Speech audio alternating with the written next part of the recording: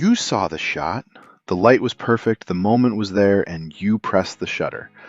But when you look at the screen, the bird is a blurry smear, or that portrait you took is ruined by a background that is just too sharp and chaotic. The camera is a brilliant calculator, but it has no idea what the story is.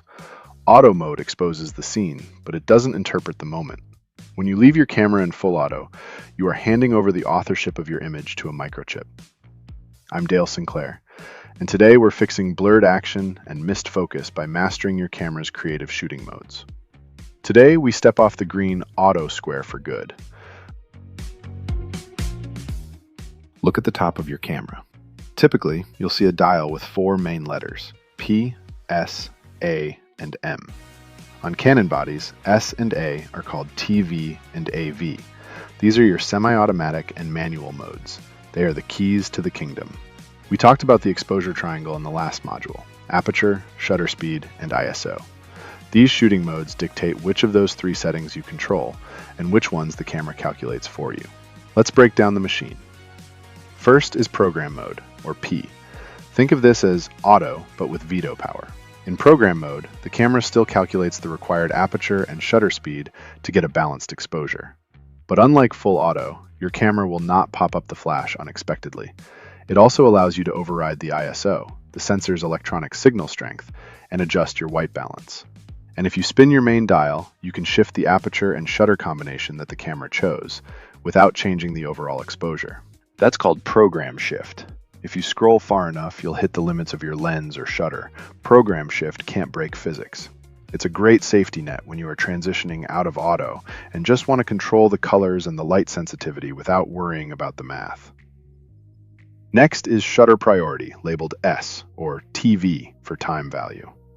This mode is all about controlling motion. You dictate exactly how long the camera's shutter stays open, a fraction of a second to freeze a hockey player on the ice, or 2 full seconds to turn a rushing river into smooth, milky glass.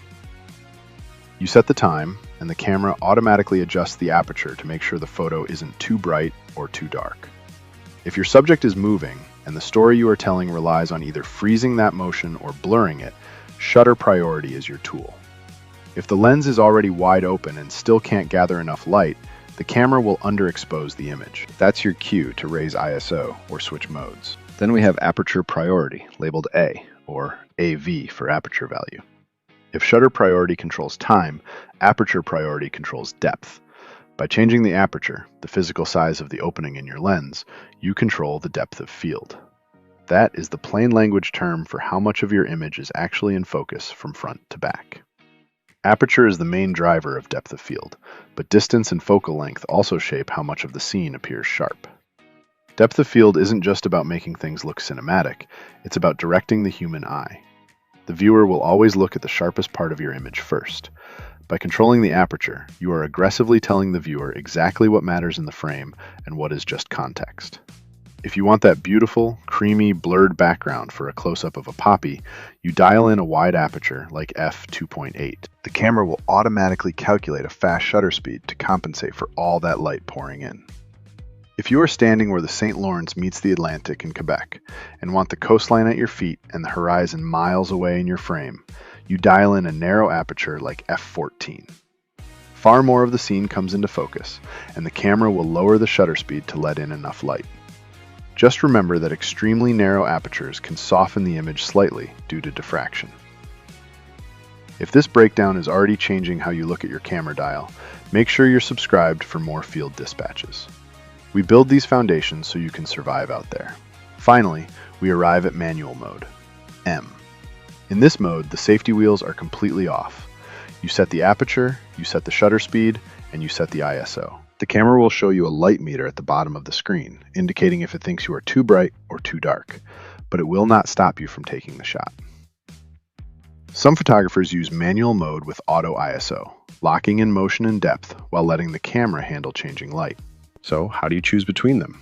And more importantly, when? A lot of internet photographers will tell you that real pros only shoot in manual. That is nonsense. Real professionals use the tool that gets the shot before the light dies. Imagine you are hiking through a dense forest in British Columbia. One second you are in deep shadow, the next you step into a sunbeam. The light is changing constantly. If you are shooting in manual, you are constantly spinning dials, doing math, and missing the wildlife running past you. In that scenario, you use aperture priority.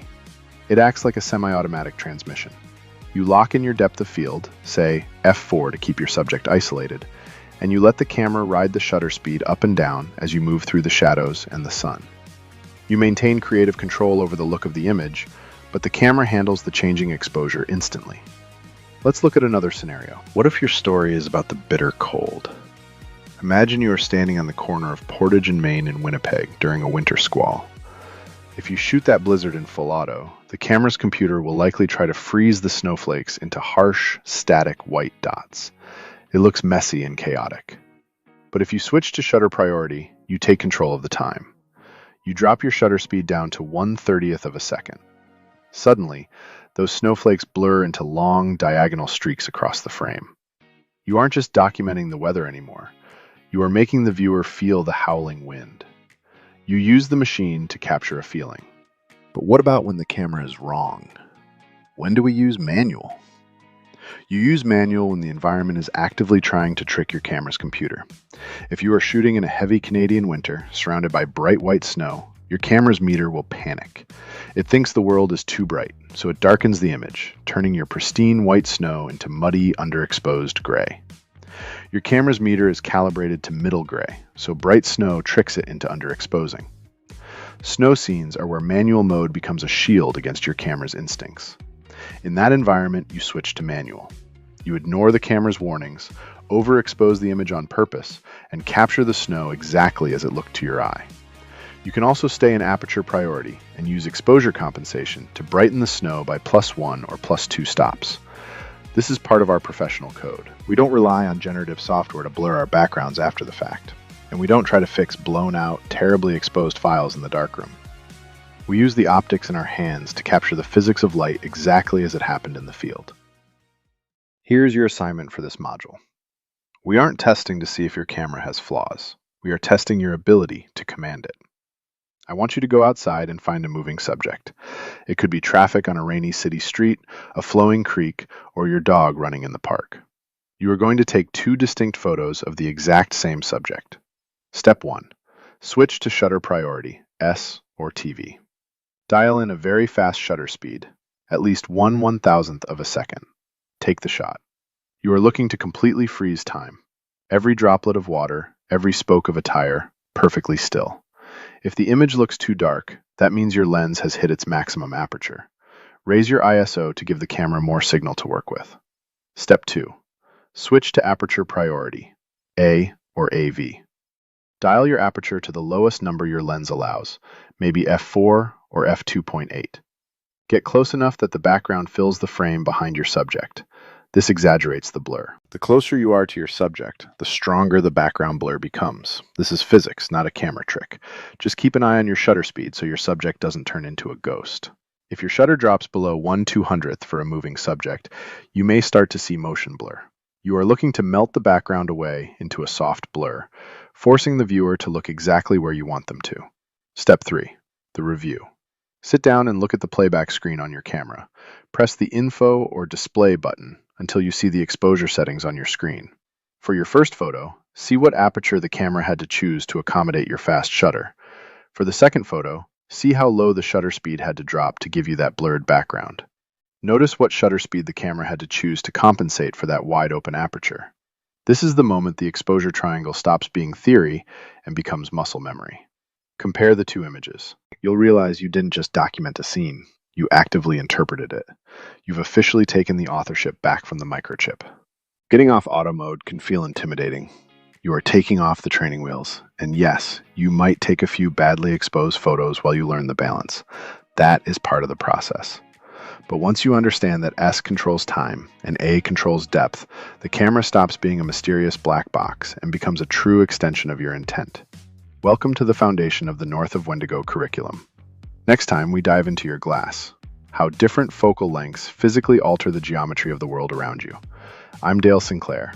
Keep your exposure honest, and I'll see you on the path.